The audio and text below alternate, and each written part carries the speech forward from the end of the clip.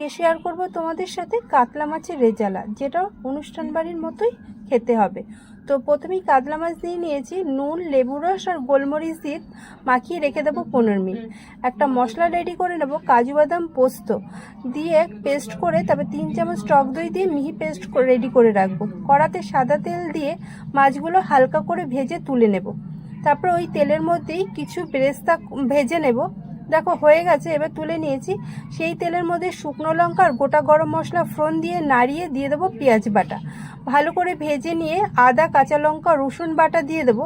তারপরে নুন, গোলমরিচ গুঁড়ো দিয়ে ভালো করে কষিয়ে নিয়ে কাজু বাদাম, পোস্ত আর দইয়ের পেস্টটা দিয়ে দেবো। মোটামুটি কষিয়ে এলে পরিমাণ মতো চিনি আর কয়েকটা কাঁচা লঙ্কা দিয়ে ভালো করে কষিয়ে নিয়ে জল দিয়ে দেবো। এবার ঢাকা দিয়ে দেবো।